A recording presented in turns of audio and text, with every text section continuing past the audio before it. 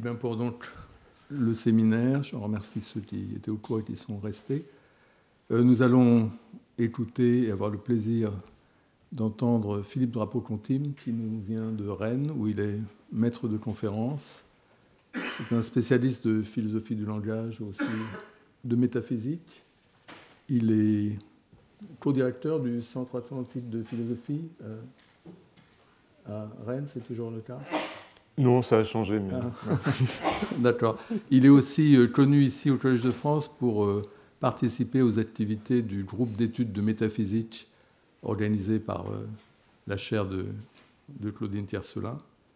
Et parmi ses publications, il y a un petit livre paru chez Vrin qui s'appelle « Qu'est-ce que l'identité ?»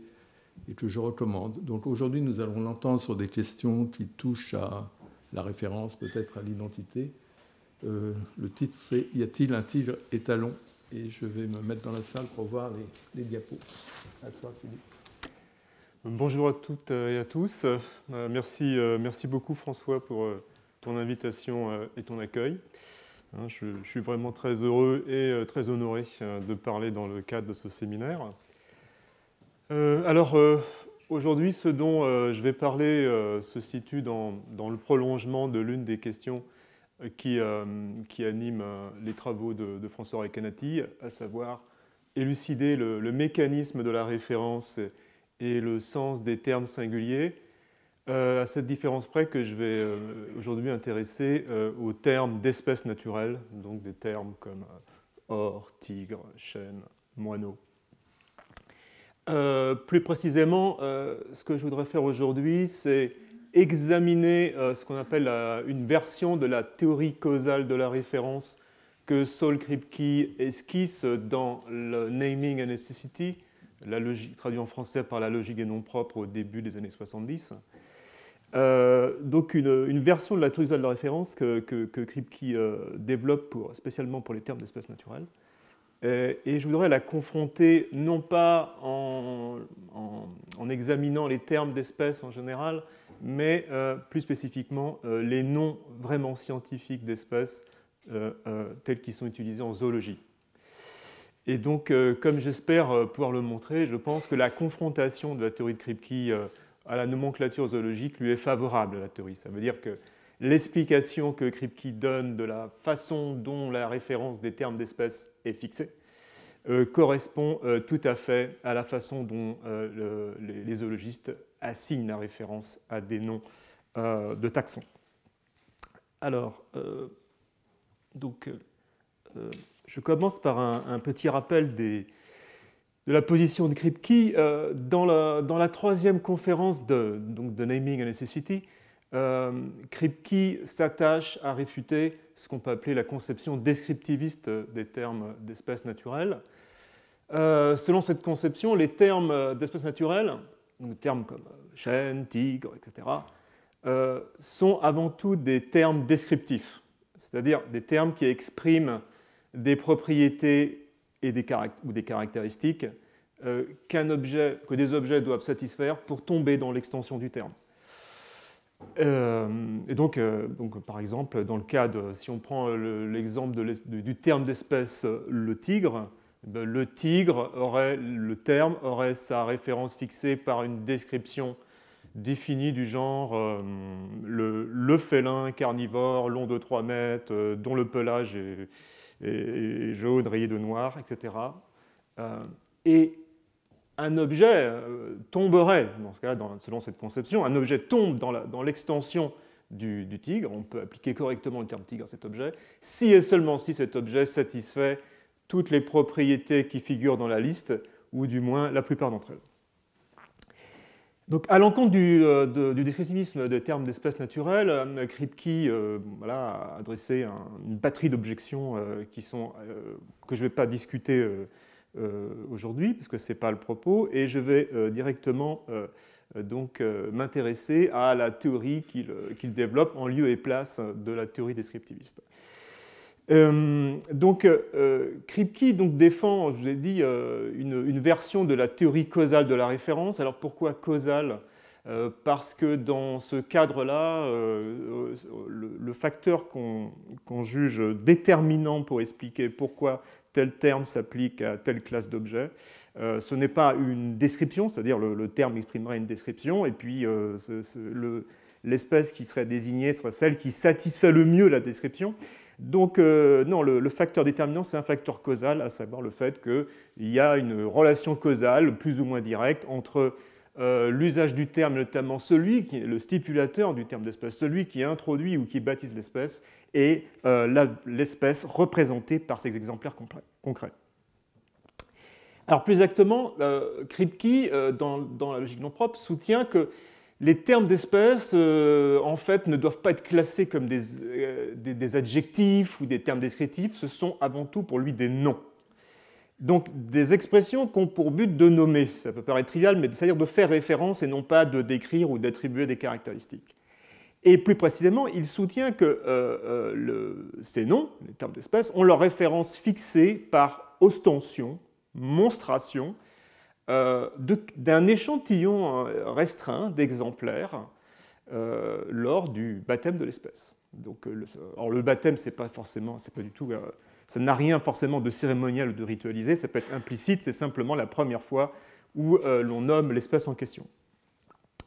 Et donc, s'il fallait donc réexpliciter ce baptême par ostension qui, selon Kripke, fixe la référence du terme le tigre, par exemple, eh bien, il faudrait plutôt dire, ça serait quelque chose comme désormais, par le terme le tigre désignera l'espèce qui est exemplifiée par ces individus. Et là, on imagine que les démonstratifs pointent des individus que le stipulateur du nom est en mesure de percevoir directement. Alors je voudrais insister sur le sens quand Kripke dit que la référence des termes d'espèce est fixée par ostension sur quelques exemplaires. Je voudrais insister sur le sens fort que revêt le terme de fixation de la référence sous la plume de Kripke. Kripke ne se contente pas de dire que la monstration assigne une référence au terme d'espèce. Il veut insister sur le fait que cette référence va être durable. C'est-à-dire, quelle que soit la révision qu'on sera fatalement amené à faire de notre description du tigre, de l'espèce tigre, de l'évolution des connaissances, les usages ultérieurs du terme tigre dans les locuteurs du futur seront, si tout va bien, la référence sera la même que lors de la référence des usages originaires lors du baptême. C'est-à-dire que la fixation lors du baptême par ostension sur les exemplaires stabilise la référence. Et il y a un enjeu très grand, parce que l'enjeu, évidemment, c'est rendre compte, ce que veut faire Kripke, du moins sa version de la théorie causale de la référence a été exploitée comme ça par la suite, c'est qu'elle rend compte de l'idée intuitive que oui, nos connaissances progressent en science, mais que jusqu'à un certain point, quand même, la référence est stable. C'est-à-dire, nous parlons toujours de la même chose. Ce que nous appelons le tigre aujourd'hui, eh bien, c'est ce que les zoologistes, il y a 100 ans, appelaient C'était la même chose, la même espèce que celle que désignaient les biologistes il y a 100 ans, etc.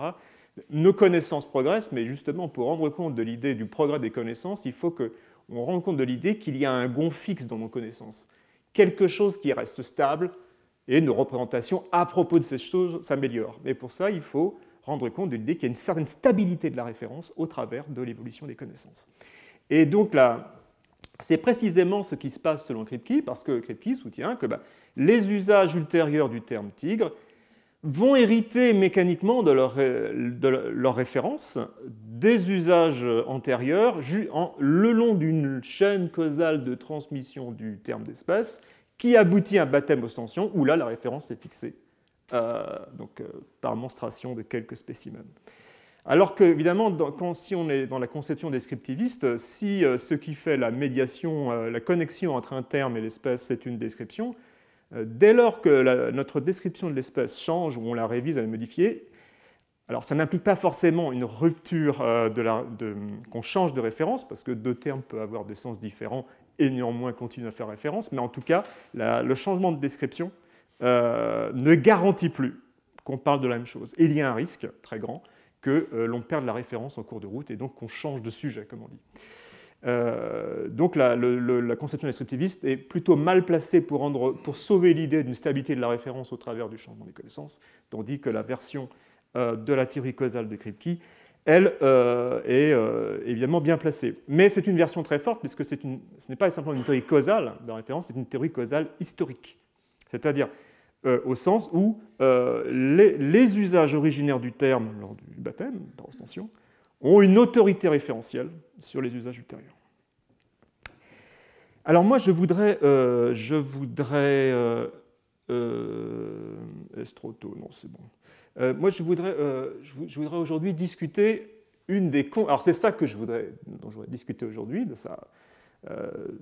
sa théorie causale historique de la référence pour les termes d'espace naturel, et notamment de conséquences immédiates de sa théorie, qui peuvent paraître de prime abord surprenantes, à savoir que si vraiment la référence d'un terme d'espèce est fixée par quelques spécimens au départ, alors ces spécimens jouent le rôle d'étalon de la référence de ce terme d'espèce. Donc, au sens où si le terme tigre a sa référence fixée sur quelques exemplaires à l'origine, alors la condition pour figurer dans l'extension du terme tigre, ce n'est pas satisfaire telle propriété observable, telle caractéristique, c'est juste être conspécifique à ces exemplaires. Et donc ces exemplaires sont en quelque sorte des tigres par définition, puisque c'est eux qui donnent la règle, qui déterminent en quoi consiste en fait être un tigre, c'est-à-dire, ou si je le dis de façon métalinguistique, en quoi consiste tomber dans l'extension du terme tigre.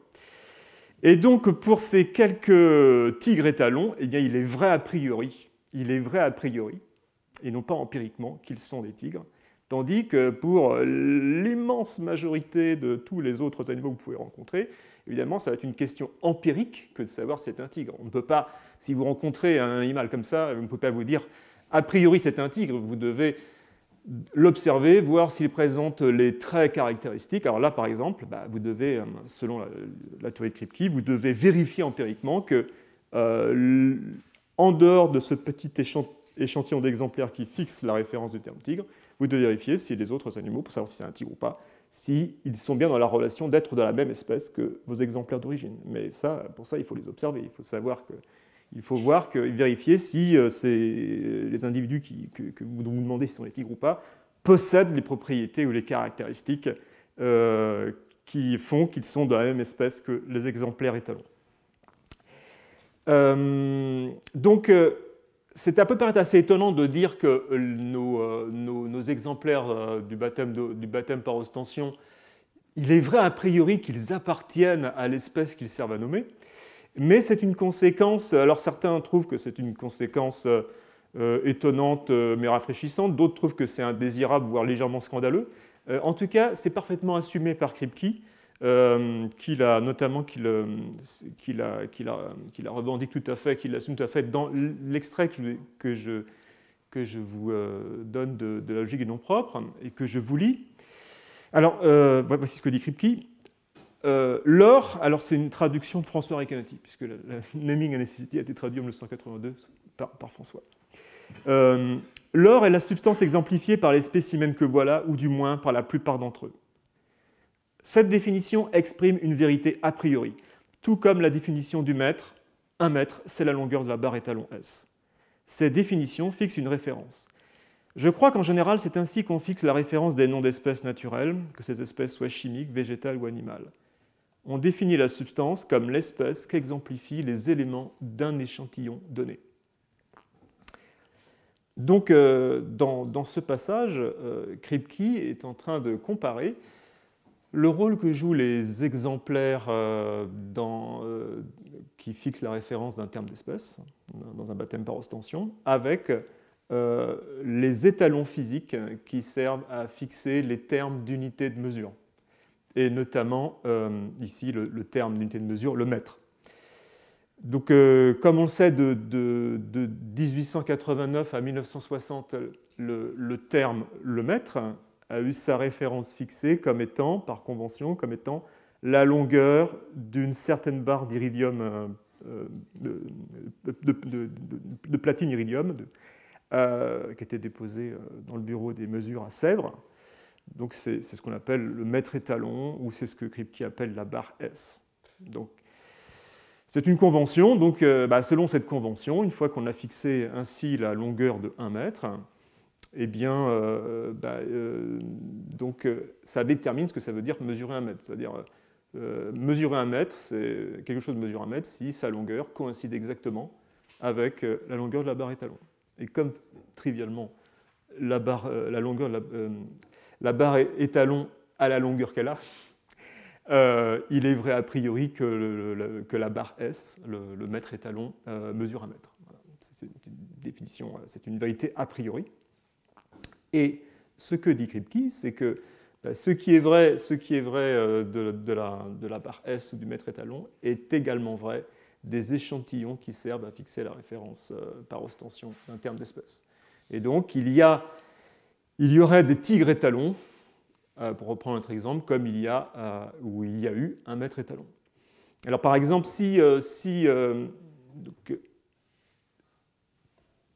prenons en 1844, Konrad Temminck décrit et nomme pour la première fois une sous-espèce du tigre, qui est malheureusement éteinte aujourd'hui, le tigre de Java, au moyen d'un exemplaire. Donc à l'époque, quand on fait ça, c'est toujours vous tirez d'abord l'individu, puis après vous le naturalisez, c'est-à-dire vous l'empaillez, après il reçoit un petit numéro et il est mis quelque part dans la collection d'un laboratoire ou d'un musée.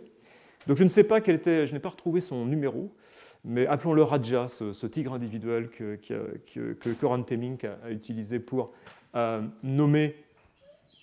assigner une référence au terme d'espèce le tigre de Java.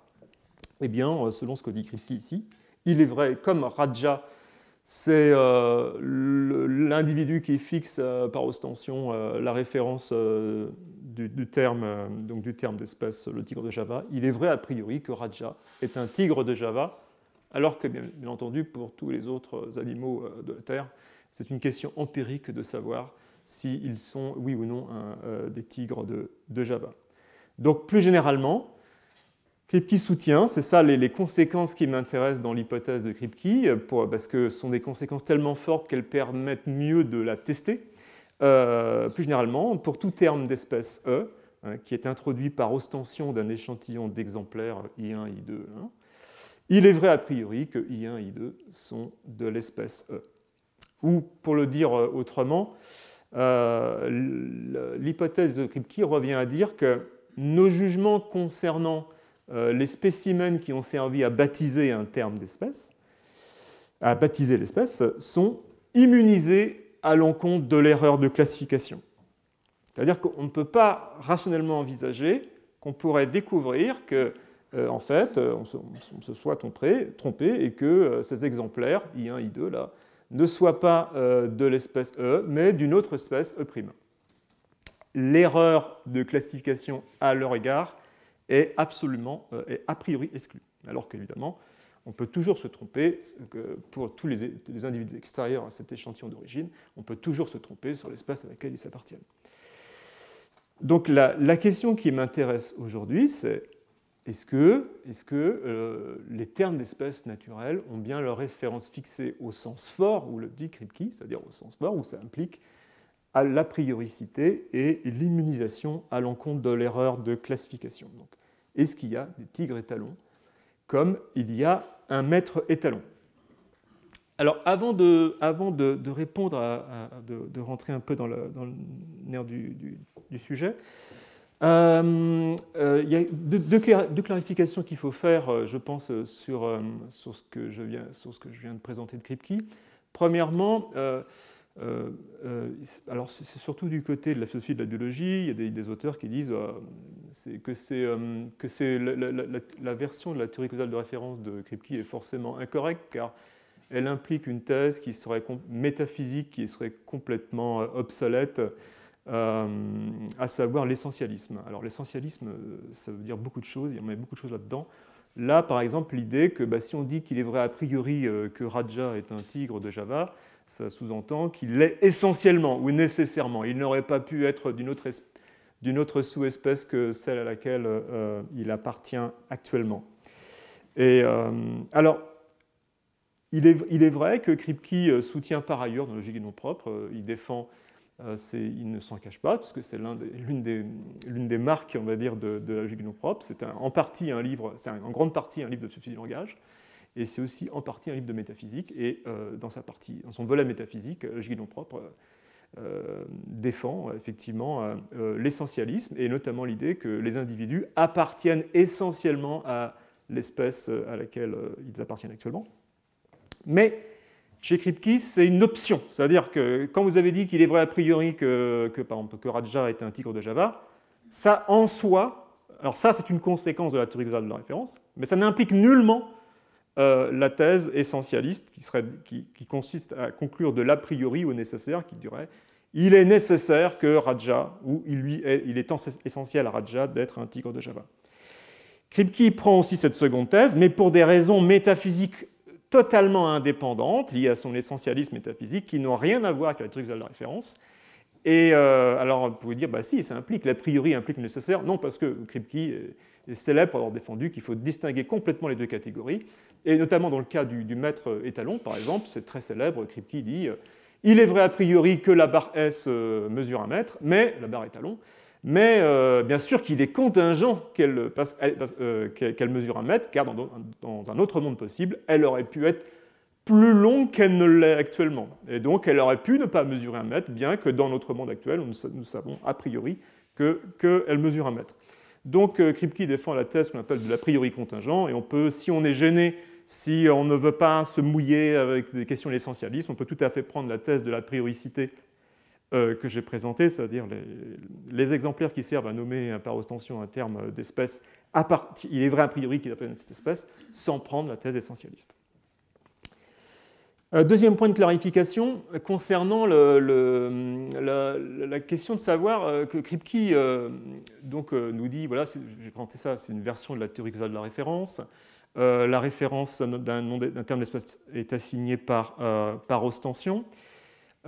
On conteste souvent ce point en disant que ce n'est pas possible d'avoir une théorie purement causale de la référence à cause d'un problème qui est celui de l'indétermination de l'ostension. C'est-à-dire, si je veux, l'histoire ne peut pas être aussi simple que, tiens, j'ai un terme d'espèce, c'est un terme de sous-espèce, le tigre de Java, tiens, j'ai Raja sous la main, et je montre Raja, je dis, voilà, le tigre de Java, c'est ça, et je pointe Raja. Alors, ou en disant, c'est tous les individus qui sont de la même sorte que ça. Alors, ça ne peut pas, effectivement, ça ne suffit pas de montrer Raja pour assigner une référence au terme de sous-espèce. Parce que le problème est que, en fait, on ne sait pas exactement ce que vous pointez. Alors, il est sûr que vous pointez un spécimen, mais ce que vous voulez, ce n'est pas évidemment faire référence au spécimen, mais à la sorte à laquelle il appartient, à une certaine sorte à laquelle il appartient. Or, Raja appartient à un très grand nombre de sortes naturelles qui sont emboîtées les unes dans les autres. Donc, Raja appartient à la sous-espèce de tigre de Java, et c'est ça en fait votre cible quand vous voulez fixer la référence du terme tigre de Java. Mais il appartient aussi à l'espèce des tigres. Il appartient aussi à la famille naturelle des panthères, au genre des panthères. Il appartient à la famille des félins. Il appartient à l'ordre des carnivores. Il appartient à la classe des mammifères. Parmi toutes ces classes naturelles qui s'offrent à moi quand je pointe Raja, il faut bien que je discrimine et que je dise laquelle. Et donc, je vais être obligé de dire des choses plus précises en disant, par tigre de Java, je désigne tous les individus qui sont de la même sous-espèce que Raja.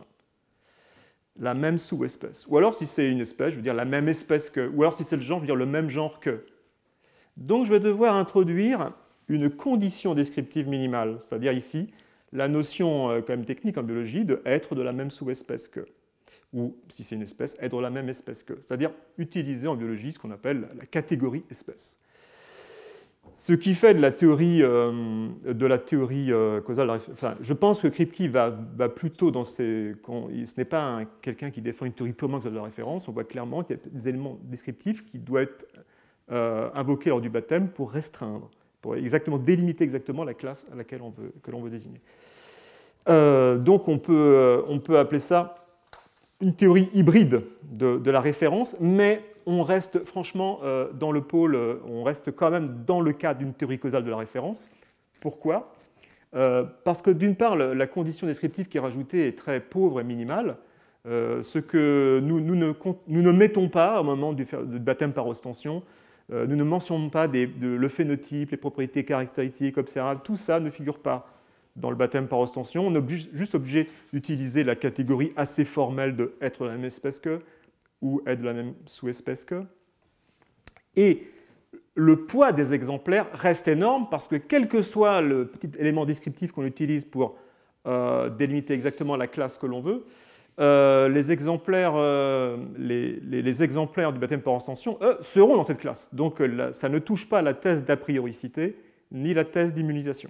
Elle reste toujours en place, même si on rajoute cet élément, cet élément descriptif, ce qui montre que leur poids est très fort. C'est-à-dire le poids de la contrainte causale, c'est-à-dire le fait que nous allons réussir à désigner une espèce parce que nous sommes en interaction causale avec ces spécimens, reste la relation causale reste, même si elle ne détermine pas la référence, elle la contraint. Donc on reste encore plutôt du côté d'une théorie causale de la référence, et surtout, eu égard à l'enjeu qui est rendre compte de la stabilité de la référence, je pense que là, les vertus de la théorie causale de la référence, on la retrouve. C'est-à-dire que, certes, il y a des débats. Si on rajoute la condition être de la même espèce que, on utilise la catégorie espèce, ou être de la même sous-espèce, certes, ça peut créer peut-être un risque d'instabilité de la référence, parce qu'il est notoire qu'en biologie, les auteurs ne sont pas forcément d'accord sur quel est le concept d'espèce qu'il faut utiliser.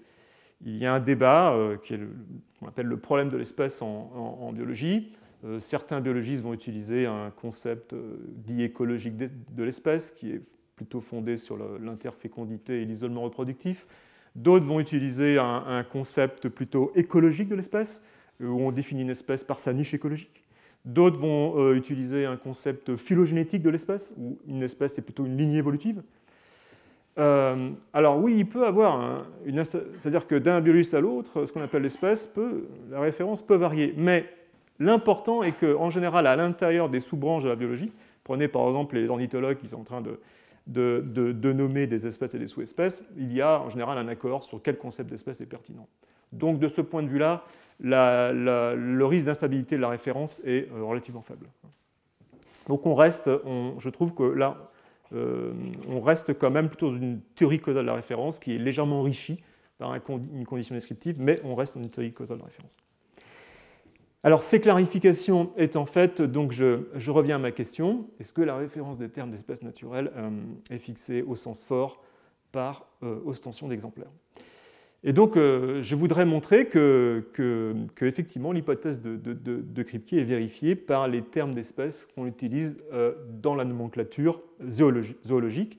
Alors, donc, je ne vais pas donc parler des termes qu'on appelle des termes d'espèces dans les langues vernaculaires, y compris quand elles sont scientifiquement informées. Par exemple, moineau domestique, c'est correct d'utiliser le terme pour désigner ce que les gens appellent vulgairement le moineau qu'on trouve en France, à Paris, en France, partout, dans tout le paléarctique occidental. Mais le moineau domestique, ce n'est pas un nom scientifique d'espèce. Les noms scientifiques d'espèces sont en latin. Donc, voilà. Donc moi, je vais vraiment utiliser les noms scientifiques d'espèces en zoologie, ceux qui servent à faire des classifications. Alors,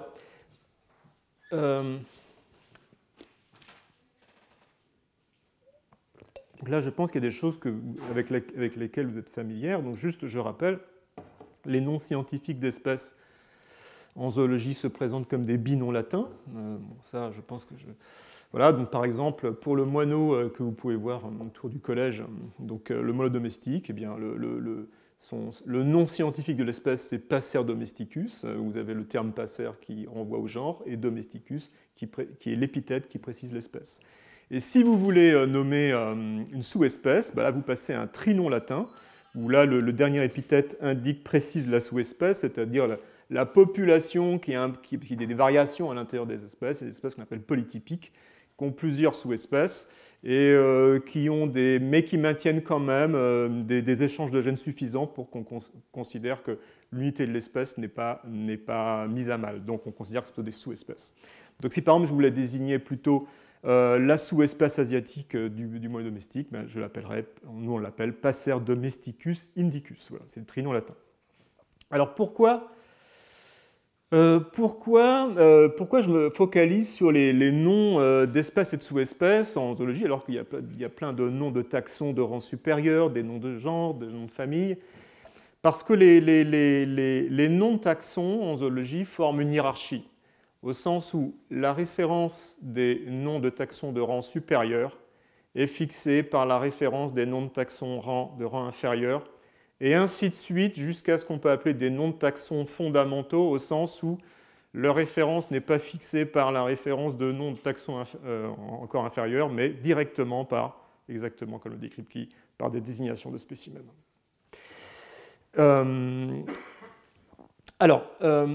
Donc, concrètement, on verra, hein, vous introduisez un nom d'espèce, et puis une fois que vous avez fixé la référence en zoologie, vous pouvez utiliser l'espèce pour fixer la référence du genre auquel elle appartient, du genre Passer par exemple.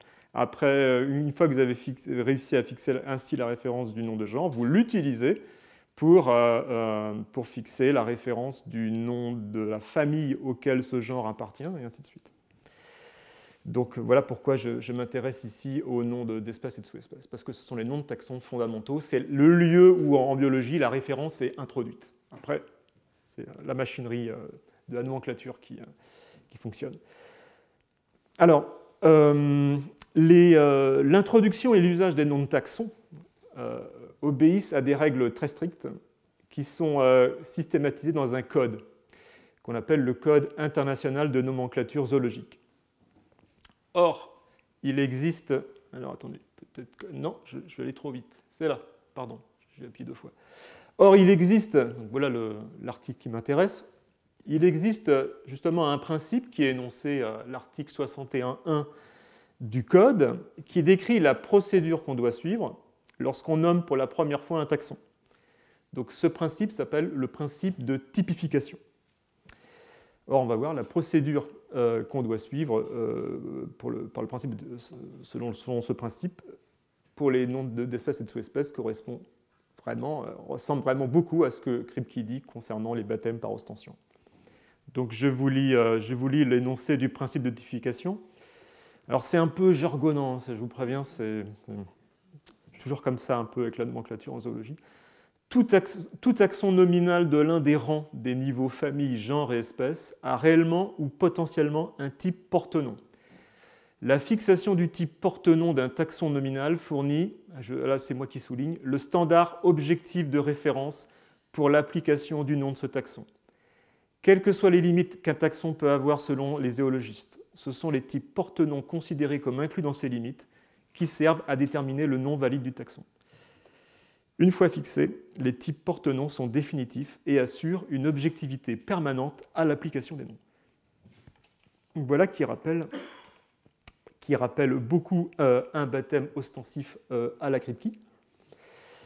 Et alors, ce qui est donc juste dans la suite pour m'accorder sur une terminologie, donc vous voyez que le principe stipule que pour chaque taxon nouvellement décrit et nommé, le découvreur, celui qui le nomme pour la première fois, doit désigner ce que le code appelle un type porte-nom ou un type nomenclatural, et moi je dirais spécimen type, c'est aussi utilisé, hein, le spécimen type.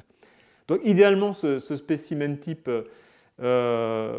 c'est un individu unique. Alors ça peut être un échantillon, alors chez Kripke c'est un échantillon individu, mais idéalement, si vous avez accès, alors idéalement, c'est-à-dire si vous avez un individu complet, alors en paléontologie c'est très dur d'avoir un individu complet, donc c'est pour ça que souvent ils prennent plusieurs échantillons, un échantillon d'individus incomplets pour jouer le rôle de spécimen type pour fixer le terme d'espèce.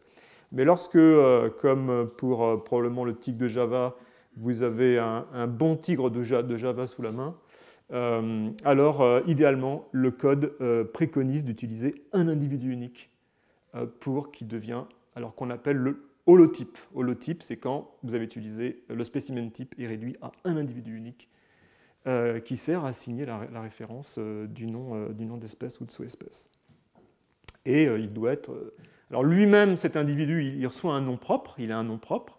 En général, c'est un numéro. Et comme je l'avais dit tout à l'heure, il est on dit pudiquement prélevé sur le terrain. Enfin, il y a plusieurs 12 euphémismes. Alors maintenant, on le fait moins, parce que maintenant, quand je veux dire, on évite de tuer pour nommer, tuer pour nommer. Parce que pour la raison que, par exemple, pour les vertébrés, les nouvelles espèces de vertébrés qu'on trouve, c'est souvent des milieux insulaires. Et donc avec des populations réduites. Donc si vous commencez à tuer un exemplaire, vous venez de tuer une partie quand même assez significative de la population. Donc là, ça commence mal. Donc voilà, généralement on prélève des plumes, par exemple pour les oiseaux, ce genre de choses, ou on prend des photographies. Voilà. En tout cas, longtemps ça a été ça, le tuer pour nommer. Alors, donc par exemple, voilà. Prenons un exemple, alors là, je pense qu'on l'a retrouvé mort, on ne l'a pas tué. Prenons une découverte d'oiseaux, de nouvelles espèces d'oiseaux, qui devient vraiment extrêmement rare par les temps qui courent, pas simplement à cause de l'érosion de la biodiversité, mais aussi parce qu'on commence quand même à avoir fait le tour des 11 000 espèces d'oiseaux qui peuplent la Terre. Donc en 2011, on a découvert une nouvelle espèce d'oiseau, le puffin de Bryan, dans les îles hawaïennes. Et voilà, on a sur la base d'un spécimen qui porte le doux nom d'USNM 492-74.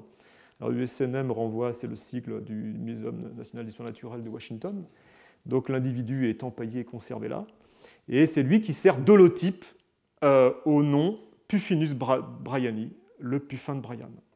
Il est, comme dit le code, le spécimen qui fournit le standard objectif de référence pour appliquer ce nom. Ça veut dire que, selon le principe de typification, ça veut dire que désormais, Puffinus bryani s'applique à tous les individus de la même espèce que USNM 492. C'est ça que... Donc on a quelque chose qui ressemble vraiment beaucoup à le baptême par ostension de Kripke. Alors, ce qui est important, c'est que le code précise, dans la procédure qu'il faut suivre pour nommer un nouveau taxon, donc il faut d'abord, pour nommer, il faut typifier, donc trouver un spécimen type. Et le code demande aussi de faire ce qu'on appelle une diagnose et une description. Alors la diagnose, c'est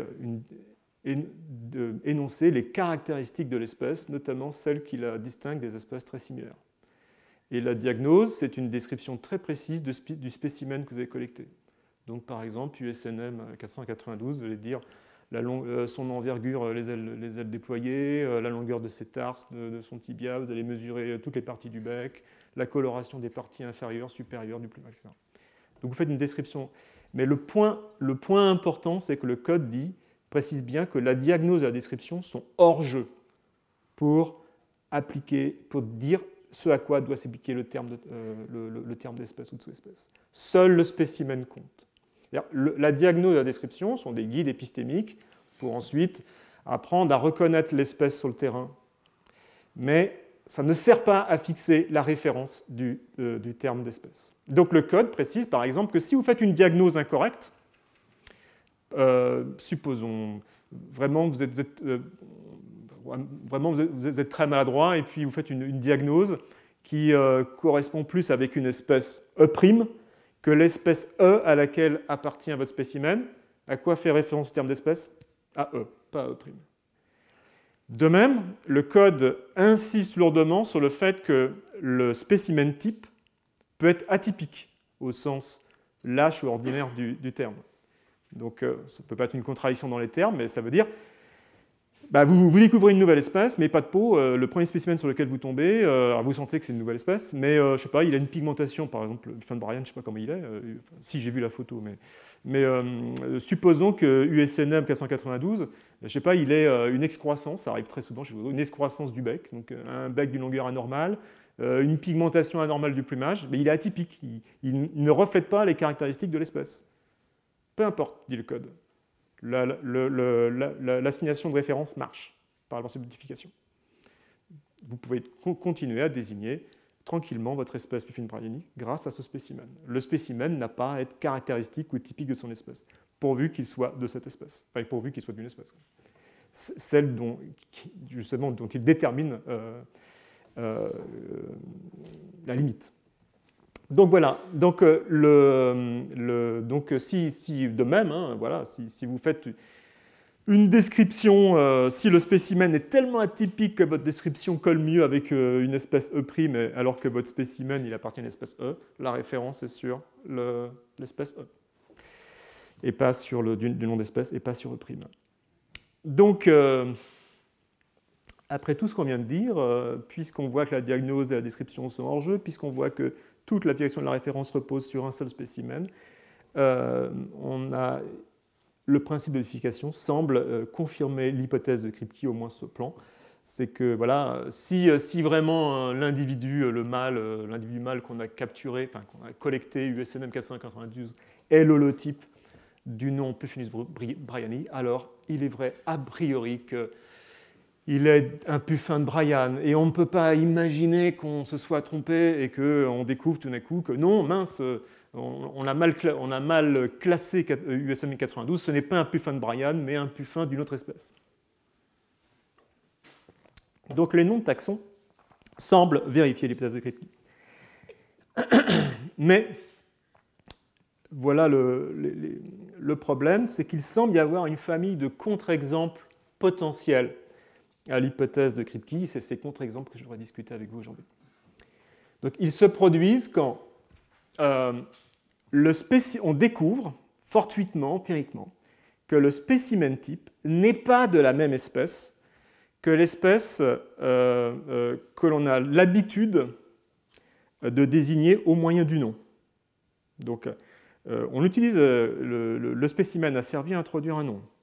Ce nom, on l'a utilisé, on l'a appliqué, et on découvre on regarde notre usage du nom et on s'aperçoit que l'espèce sur laquelle on a l'habitude d'appliquer le terme n'est pas la même que l'espèce du spécimen type. Comme disent les biologistes, on découvre qu'il y a un conflit taxonomique entre l'holotype et l'usage du nom d'espèce. Alors, si l'hypothèse de Kripke est juste, voilà ce qui doit se passer quand on découvre qu'il y a un conflit taxonomique entre l'holotype et l'usage du nom. Ben, ce que vous faites, c'est comme l'holotype, c'est l'étalon de la référence, il vous dit comment appliquer correctement le nom, vous devez évidemment corriger votre usage du nom et pour l'ajuster à l'holotype. La direction d'ajustement, c'est-à-dire que vous dites, mince, on utilise mal le terme d'espèce, en fait, l'holotype est d'espèce E, nous on l'a appliqué par mégarde à l'espèce E', arrêtons ça, utilisons de nouveau le nom pour l'appliquer à l'espèce E, la bonne espèce, celle que fixe l'étalon. Donc normalement, la direction d'ajustement lorsque vous découvrez un conflit taxonomique entre l'holotype et l'usage du nom va de l'usage du nom corrigé à l'aune de l'holotype. Or, il existe bon nombre de cas où on fait l'inverse. Les zoologistes se disent c'est pas le bon spécimen, on va changer de spécimen pour le conformer à l'usage. La direction d'ajustement est inversée. Comme si l'erreur avait été commise sur le spécimen type lui-même et pas sur l'espace sur lequel on a l'habitude d'appliquer le nom. Alors non seulement ces cas où on modifie le spécimen type pour l'ajuster à l'usage du nom ne sont pas rares, mais en fait, cette procédure fait même l'objet d'un article du Code de nomenclature, l'article 75.6, qui précise dans quelles conditions on a le droit, il est permis de désigner un nouveau spécimen type pour régler le conflit. Nouveau spécimen type qu'on appelle un néotype. Donc je vous lis encore un peu de poésie, je vous lis cet extrait du Code. Donc, procédure de désignation d'un néotype. Maintien de l'usage prédominant par désignation d'un néotype. Si un zoologiste s'aperçoit que le type porte-nom existant d'un taxon nominal du niveau espèce ne s'accorde pas taxinomiquement avec l'usage prédominant de ce nom et que la stabilité et l'universalité s'en trouvent compromises, alors la stabilité et l'universalité, ça veut dire le fait que les zoologistes s'accordent sur ce à quoi ils font référence au moyen du nom, il devrait maintenir l'usage prédominant et demander à la Commission internationale de nomenclature zoologique de faire exercice de ses pleins pouvoirs pour écarter le type porte-nom, on change le spécimen type existant, et désigner un néotype, donc un nouveau spécimen type. Alors, en guise d'illustration, je vais prendre l'exemple des sous-espèces de la couleuvre rayée. C'est un contre-exemple que Matthew Haber, un philosophe de la biologie, a employé pour dire, voilà, la théorie causale de la référence de Kripke ne correspond pas du tout à la façon dont on assigne les noms de taxons, et la preuve est que dans un certain nombre de cas, on change les spécimens types au profit de l'usage quand on voit qu'il y a un conflit taxonomique, alors que ça ne devrait jamais se produire si les buts de Kripke étaient justes. Donc, le contre-exemple avancé par Matthew Haber, donc ça concerne des sous-espèces de la couleuvre rayée, qui est une couleuvre nord-américaine qu'on trouve sur la côte ouest. Donc de 1941 jusqu'à 1995, on distinguait deux sous-espèces de la couleuvre rayée. Alors son nom latin, c'est Thamnophis sirtalis. Et les deux sous-espèces, c'est d'une part Thamnophis sirtalis infernalis, qui désigne la sous-espèce de la couleuvre rayée qui est vraiment répandue sur toute la côte ouest californienne, qu'on appelle des fois la couleuvre rayée de Californie, que moi je vais appeler la couleuvre commune pour faire simple. Et d'autre part, on a utilisé le nom de taxon de sous-espèce Thamnophis sirtalis tetratenia pour désigner une autre sous-espèce de la couleuvre rayée, que je vais appeler la couleuvre de San Francisco. Et à la différence de la première, parce que c'est ça l'enjeu, c'est vraiment une sous-espèce très rare, elle est menacée d'extinction puisque son aire de distribution se limite à la péninsule de San Francisco, et donc elle bénéficie de programmes de protection, de programmes de conservation, alors que l'autre espèce est commune.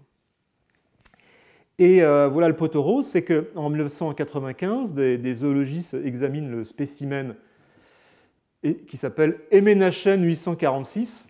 Alors, dans une oreille française, Emenachène, on reconnaît le sigle du Muséum national d'histoire naturelle. Donc, Emenachène 846 doit être à 1 km de nous, là, quelque part dans un tiroir du muséum, qui a été collecté par un zoologiste, le zoologiste Blainville en 1835, et qui sert d'holotype au nom Infernalis. Donc, Infernalis, c'est le nom qu'on utilise habituellement pour désigner la couleuvre commune.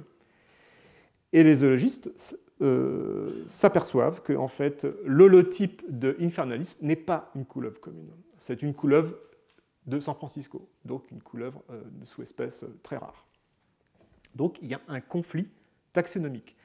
On découvre que depuis 50 ans, on applique Infernalis à la couleuvre commune, alors qu'en réalité, l'holotype du nom est une couleuvre de San Francisco. Donc ce type de conflit constitue un excellent test de l'hypothèse de Kripke, parce que si l'hypothèse de Kripke est juste, voilà ce qui va se passer. Alors, du point de vue d'après l'hypothèse de Kripke, le conflit, l'erreur qui est à l'origine du conflit ici, elle gît du côté du taxon, de la sous-espèce, et non pas du spécimen type. C'est-à-dire que en découvrant que, en fait, que l'holotype du nom Infernalis est une couleuvre de San Francisco, on découvre que le référent conventionnel du nom Infernalis est la couleuvre de San Francisco. Et donc, en appliquant le nom Infernalis à la couleuvre commune, on a commis une erreur d'identification concernant le taxon. C'est-à-dire, on devrait se dire, Infernalis n'est pas la couleuvre à laquelle on pensait. Infernalis n'est pas la couleuvre commune, c'est la couleuvre de San Francisco. Et donc, on devrait s'apercevoir qu'on a nommé à notre insu deux fois la couleuvre de San Francisco, une fois sous le nom Tetratenia, une autre fois sous le nom Infernalis. Donc, le Kripkeien devrait dire ça, et bien sûr, nous dire, concernant la classification du spécimen, rien n'est en cause. Bien sûr que Emenachène 846 est bien une couleuvre Infernalis. Mais voilà, Infernalis n'est pas la couleuvre que l'on pensait. C'est ça le... Donc pas d'erreur de classification. Donc il reste vrai a priori que Emenachène 846 est une couleuvre Infernalis. Pas d'erreur de classification, mais une erreur d'identification concernant le taxon lui-même.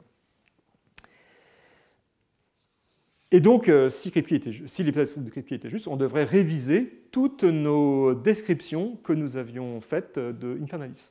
On devrait dire, eh bien non, Infernalis n'est pas une espèce commune, c'est une sous-espèce commune, c'est une sous-espèce rare, elle n'est pas distribuée tout le long de la côte californienne, elle n'existe que dans la péninsule de San Francisco, etc. Et on devrait dire, Infernalis, c'est tétraténien. C'est ça qu'on doit faire le jugement d'identité. Donc voilà, j'ai décrit ce qui aurait dû se produire si l'hypothèse de Kripke était juste. Alors le problème, c'est que la réaction des zoologistes n'a pas été celle-là. Donc dans ce qui suit, il faudra bien distinguer les faits, c'est ce qui s'est passé, et leur interprétation que Matthew Haber donne des faits. Parce qu'il y a la latitude, et on verra que en fait, les faits ne parlent pas d'eux-mêmes et qu'ils peuvent aller tout à fait dans le sens de l'hypothèse de Kripke. Enfin, voici les faits. Donc, la commission de nomenclature internationale de nomenclature, donc, elle n'a pas modifié l'usage du nom Infernalis. Donc, comme si on n'avait pas commis en fait, d'erreur d'identification sur le taxon. Et au contraire, elle a invoqué l'article 75 du Code de nomenclature pour désigner un nouveau spécimen type. Comme si l'erreur gisait dans la classification. C'était le mauvais spécimen. L'usage est bon, mais le spécimen est mauvais. Et donc, elle a abandonné le spécimen type qu'on utilisait depuis Blainville et elle a signé un nouveau spécimen type qui, lui, est un spécimen de couleuvre commune pour devenir le nouvel holotype, le néotype de Infernalis. Alors voici l'interprétation, ça c'est les faits, voici l'interprétation qu'en donne Haber. Selon lui, ça montre bien que les zoologistes considèrent qu'on a commis une erreur de classification et donc on a découvert que si on ne corrige pas l'usage mais qu'on corrige le spécimen type, alors la meilleure interprétation de ça, c'est qu'on découvre qu'on s'est trompé en classant MNHN 846 comme une couleuvre Infernalis. MNHN 846 n'est pas une couleuvre Infernalis, n'est pas une couleuvre commune. Donc c'est un peu comme si on découvrait que la barre étalon ne faisait pas 1 mètre. Là, les zoologistes semblent découvrir que MNHN 846 n'est pas une Infernalis. Ce qui veut dire en fait que voilà, il n'est tout simplement pas l'étalon de référence de Infernalis, alors que la barre, elle, on ne peut pas découvrir que la barre ne mesure pas 1 mètre, car elle est l'étalon du mètre. Donc selon Matthew Haber, il y a une dysanalogie totale entre le cas des termes d'unité de mesure, le mètre, et puis les spécimens qui servent à fixer la référence par ostension. Donc il n'est pas vrai a priori que MNHN 846 est une Infernalis. Nous avons découvert que nous avons commis une erreur. Et alors, cela signifie donc que les noms, d'espèces ou de sous-espèces n'ont pas leur référence fixée par un spécimen type, si je suis l'interprétation de Haber. Mais alors, par quoi est-elle fixée la référence si ce n'est pas le spécimen type? Et quel est le rôle alors des spécimens types? Donc, tel que je comprends la position de Haber, je pense que ça revient à dire que pour lui, un spécimen type n'est pas un critère constitutif de la référence. C'est-à-dire un individu, quelque chose qui dirait voici à quelles conditions on tombe dans la référence de Infernalis, par exemple, ici. C'est un critère épistémique de la référence, c'est-à-dire c'est une aide, un guide à l'identification du référent de la sous-espèce que l'on nomme, mais ce n'est pas lui qui sert à fixer le nom de la sous-espèce.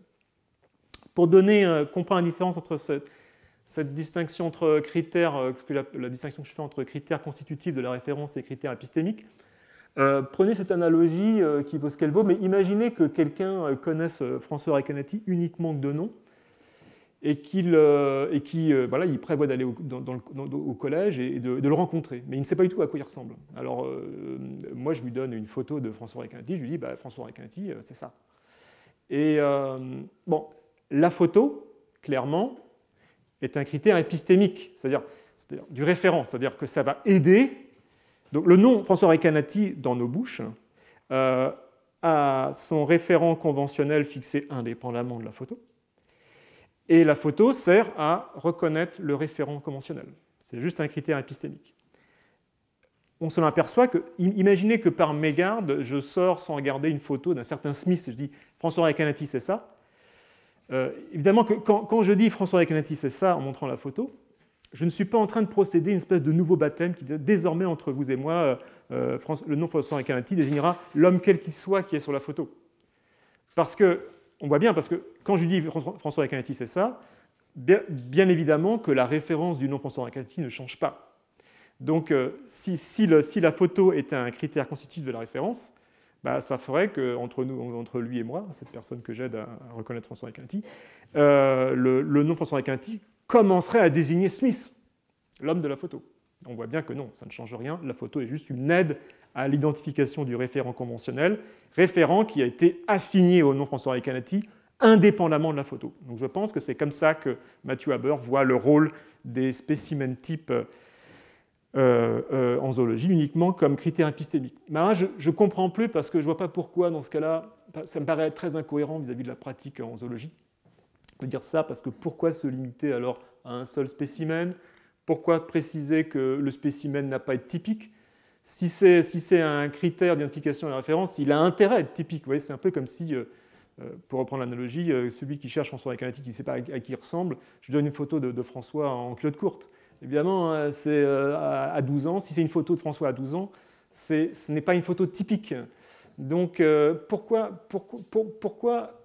le Code insiste sur le fait que la typification, c'est-à-dire l'assignation d'un référent à un nom d'espèce via l'ostension, via un spécimen type, le spécimen type n'a pas à être typique.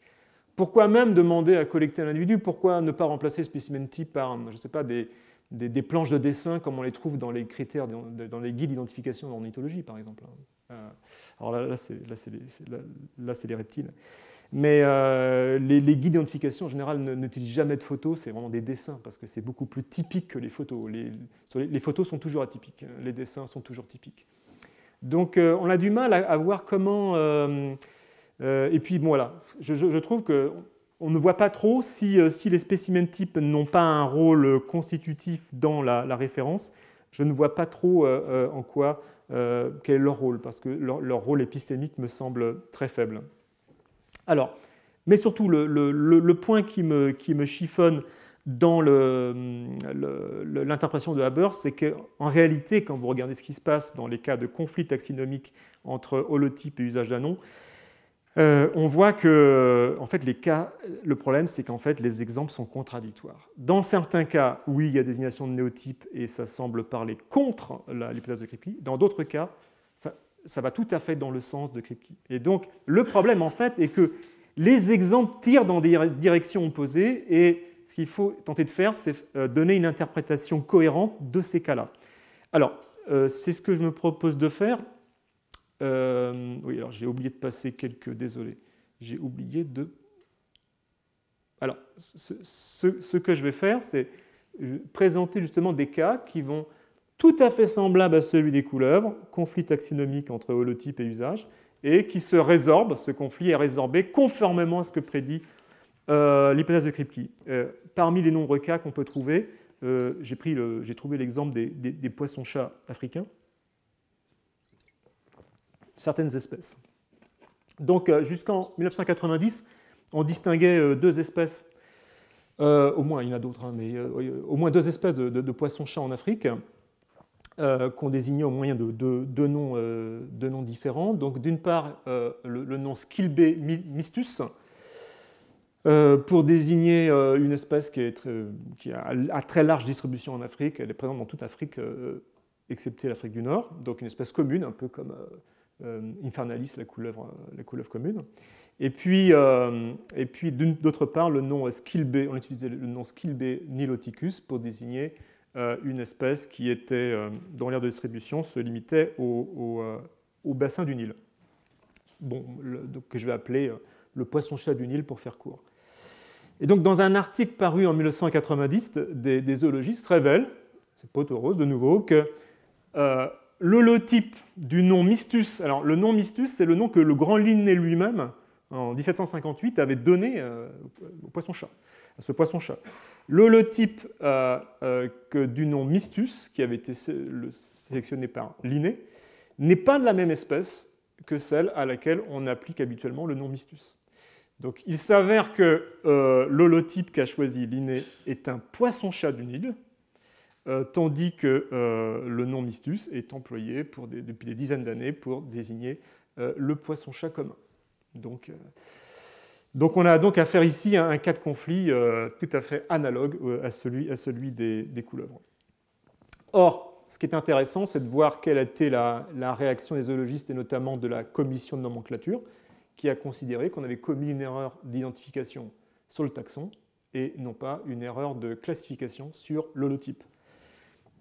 Donc le raisonnement tenu par la commission de nomenclature, tel qu'on peut le lire dans l'article où figurent les actes de sa décision, alors l'holotype de Linné, c'est NHRM 63. Considérant que l'holotype était un poisson-chat du Nil, la commission dit explicitement que le terme Mistus est alors synonyme du terme Niloticus. Alors en zoologie, ça ne veut pas du tout dire la même chose qu'en philosophie du langage. Nous, en philosophie du langage, ça voudrait dire cognitivement synonyme. Alors évidemment, ils ne sont pas synonymes. Personne ne peut savoir que Mistus, c'est Niloticus a priori. Il faut comparer les exemplaires et puis se dire ils sont la même espèce ou pas. Donc ça, c'est une question empirique. Ils ne sont pas synonymes, mais en zoologie, synonyme veut dire juste coréférentiel. En nomenclature zoologique, quand on dit que deux noms de taxons sont synonymes, ça veut juste qu'ils ont la même référence. Donc des fois, il y a des noms, on ne le sait pas, ils sont synonymes, ils ont la même référence, mais on le découvre plus tard. Donc en tout cas, la commission considère que puisque par définition l'holotype fixe la référence du nom Mistus, alors, et que l'holotype est un poisson-chat du Nil, alors le nom Mistus désigne le poisson-chat du Nil. Et donc le poisson-chat, le Mistus, a la même référence que le nom Niloticus, qui lui aussi désigne le poisson-chat du Nil. Donc la commission considère qu'on s'est donc trompé sur ce qu'est Mistus. Donc NHRM 63 est bien un Mistus. Donc il est vrai a priori que l'étalon de Mistus est un Mistus. Mais Mistus n'est pas l'espèce à laquelle on pensait. Mistus, c'est le poisson-chat du Nil et non pas le poisson-chat commun. Et donc la commission a invité à réviser toutes les descriptions qu'on a pu faire de Mistus. Donc non, Mistus n'est pas répartie dans toute l'Afrique, elle n'est présente que dans le bassin du Nil, etc. etc. Et là, bon, c'est ce qu'on fait. Et la commission va plus loin parce que, réfléchissant sur le fait qu'on découvre en fait qu'une même espèce, le poisson-chat du Nil, a deux noms, Niloticus et Mistus, et ça c'est interdit, c'est formellement interdit d'utiliser deux noms pour un même taxon en zoologie, pour des raisons évidentes de quiproquo et d'encombrement du lexique. En zoologie, c'est la correspondance biunivoque, c'est un taxon, un nom. Et donc, il existe un principe dans le code, qui est le principe de priorité, qui est que quand on découvre qu'à notre insu, on a nommé deux fois un même taxon, eh bien, il faut supprimer un nom et garder le nom le plus ancien. C'est lui qui a priorité. Et comme Linné, en nommant Mistus avec l'holotype NHRM 63, en fait, vous voyez, Linné, c'est en 1758 qu'il utilise NHRM 63, qui est un poisson-chat du Nil. Et Ruppel, quand il croit nommer une espèce jamais nommée, alors en fait, elle a déjà été nommée, mais en 1829, qu'il utilise un autre spécimen type, Ruppel, c'est après 1829. Donc le nom Niloticus pour désigner le poisson-chat du Nil est plus récent que le nom Mistus pour désigner le poisson-chat du Nil. Donc la commission a demandé à ce qu'on éteigne l'usage du nom Niloticus et qu'on garde Mistus uniquement pour le poisson-chat du Nil. Mais du coup, la commission nous révèle que en fait, le poisson-chat commun, aussi commun soit-il, n'a jamais été nommé. Il n'a jamais eu de nom en fait. On a utilisé à tort un nom, mais en fait, ce n'est pas son nom. Et donc, il est orphelin de nom. Et il faut donc ils ont recherché pour voir si quelqu'un, un jour, avait essayé de nommer cette espèce au moyen d'un des exemplaires du poisson-chat commun. Ils en ont trouvé un. Et donc, ils ont réactivé ce vieux nom qui était obsolète. Et maintenant, le poisson-chat du commun s'appelle le Scilbe intermedius. Donc voilà. Là, on voit que ça tire dans des directions opposées. Comment résoudre? Est-ce que les zoologistes sont contradictoires? Des fois, ils changent le spécimen type pour le conformer à l'usage. Des fois, c'est l'inverse. On change l'usage pour le conformer au spécimen type. Comment résoudre le conflit? Il me semble que le conflit peut se résoudre assez simplement grâce à une distinction, encore une fois, de... Mince, là aussi, j'ai encore oublié de faire défiler les diapos. En s'appuyant sur une distinction que fait Kripke, qui est très connue, entre le référent conventionnel d'un nom et le référent qu'on appelle le référent d'usage ou du locuteur d'un nom. Alors, parce qu'en fait, ce que je pense qui se produit dans le cas des couleuvres, c'est pas que le spécimen type n'est pas de la même espèce que celle qui est désignée conventionnellement par le nom dont il est le spécimen type, c'est qu'en fait, le référent conventionnel du nom dont il est l'holotype, c'est bien l'espèce du holotype. Il n'y a pas du tout de conflit taxonomique entre l'espèce du holotype et l'espèce qui est conventionnellement désignée par le nom de taxon, mais il y a un conflit entre le référent conventionnel du nom de taxon, tel qu'il est fixé par l'holotype, et son référent d'usage. Et donc, il faut distinguer le référent conventionnel d'un nom de taxon et le référent d'usage. Et pour ça, je vais m'appuyer sur cette distinction de Kripke. Donc imaginez par exemple que je me promène et que tout d'un coup, je crois reconnaître Bruce Willis dans ma boulangerie de quartier. Évidemment, ce n'est pas Bruce Willis, c'est son sosie. Et donc je reviens tout essoufflé et je vous dis, voilà, figure-toi que ce matin, j'ai croisé Bruce Willis à la boulangerie. Est-ce que l'énoncé 1 est vrai? Intuitivement, il est sans ambiguïté faux. Pourquoi? Parce qu'en utilisant le nom propre Bruce Willis, j'avais l'intention de faire référence à son référent conventionnel, d'utiliser le nom propre tel que tout le monde l'utilise. Et comme le référent conventionnel du nom Bruce Willis, c'est le célèbre acteur, et que ce que j'ai croisé ce matin, ce n'était pas le célèbre acteur, mais son sosie, ce que je dis est littéralement faux. Mais maintenant, les choses se compliquent. Imaginez que vous et moi, on ait l'habitude de croiser ce sosie, que vous comme moi, vous êtes absolument persuadés que c'est Bruce Willis. Donc, nous commençons à utiliser le nom Bruce Willis pour désigner quelqu'un que nous connaissons bien de vue et que nous pensons être Bruce Willis. Je me promène avec vous et je vois le sosie en train de repeindre sa façade de maison. Je dis, tiens, regarde, Bruce Willis repeint sa façade de maison. Question, est-ce que 2 est vrai ou faux? Là, on a un sentiment mêlé. C'est-à-dire, on se dit, oui, il y a quelque chose de faux, mais il y a un petit grain de vérité là-dedans. Alors, ce petit grain de vérité, Kripke nous invite à mieux le comprendre en distinguant 2 intentions référentielles.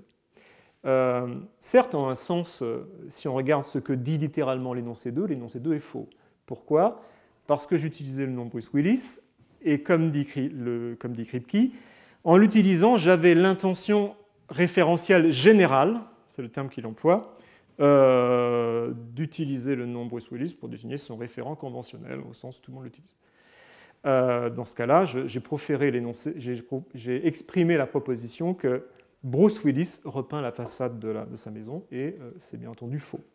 Mais, dit Kripke, j'avais aussi une autre intention, parce que comme je crois que Bruce Willis est aussi cet homme que nous savons identifier perceptivement indépendamment de la pratique du nom Bruce Willis, en proférant 2, j'avais aussi l'intention référentielle spécifique, dit Kripke, de désigner cet homme que vous et moi nous connaissons perceptivement indépendamment de la pratique du nom. Et alors, évidemment, comme je suis persuadé que cet homme c'est Bruce Willis, je ne pense pas que mes intentions se dédoublent. Elles ont le même objet. Le problème, c'est que je me trompe.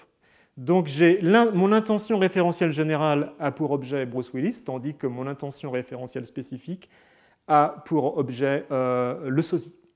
Et ce faisant, je communique pragmatiquement. Alors, je dis quelque chose de faux concernant Bruce Willis, en vertu de mon intention référentielle générale, mais en vertu de mon intention référentielle spécifique qui est dirigée sur le sosie, je communique pragmatiquement une autre proposition qui est vraie, celle-là, puisque le sosie repeint bien sa façade.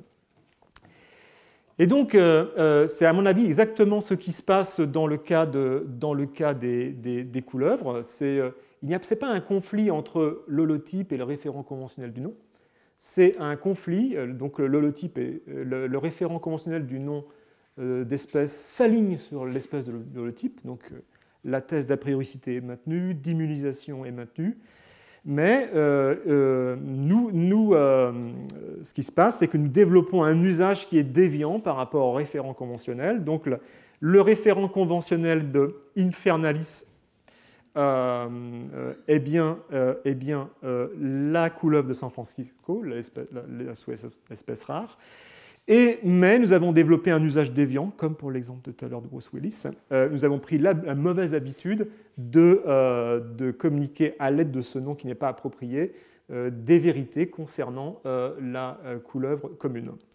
Alors, ce que je dis est non seulement, je veux dire que c'est quelque chose qui va tout à fait, quand on lit les actes de la commission, on voit que ça reflète, c'est exactement ce que disent les auteurs. Par exemple, ceux qui ont proposé le changement de néotype ils utilisent le même vocabulaire, ils disent, voilà, nous avons découvert qu'il y avait synonymie entre Infernalis et donc Tetratenia. Ça veut dire qu'ils considèrent que comme Infernalis est un holotype qui est une couleuvre de San Francisco, de fait, du coup, la référence de Infernalis est vraiment la même que la référence de Tetratenia.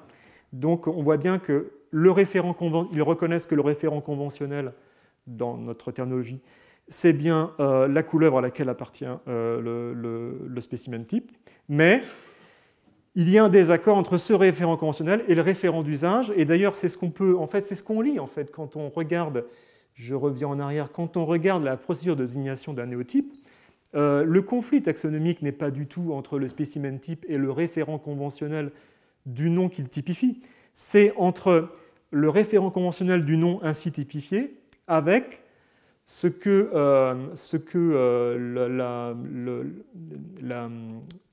la commission de nomenclature, le code appelle l'usage prédominant d'un terme d'espèce. Un usage prédominant, c'est un terme technique, alors pour eux c'est un usage qui est déviant mais qui est massif, c'est-à-dire que la plupart des auteurs dans un temps récent, il faut qu'elle soit dans les 50 dernières années, est dévié de cet usage. Il faut qu'il soit non ambigu, bien que déviant, il doit être non ambigu, précise le code, c'est-à-dire, c'est pas que tous les gens utilisent comme ils veulent le nom, c'est qu'il y a une espèce d'erreur d'application sur laquelle tout le monde converge, et il doit être régulier. C'est-à-dire alors régulier, ça veut dire qu'au moins pendant 10 ans, des gens ont fait cet usage déviant du nom. Et dans ce cas-là, ce que prévoit en réalité le code, c'est ni plus ni moins que pour des raisons évidentes de protection de l'espèce. Alors là, il y a des raisons qui sont complètement extrinsèques à la science, c'est juste à la conservation des espèces.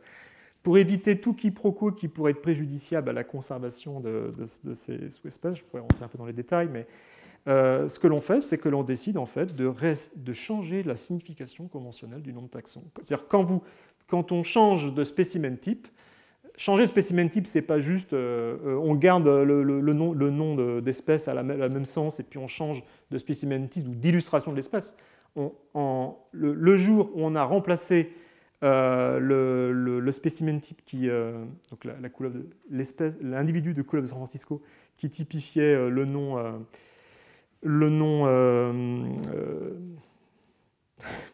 j'oublie, j'inverse donc il y a Tetratenia,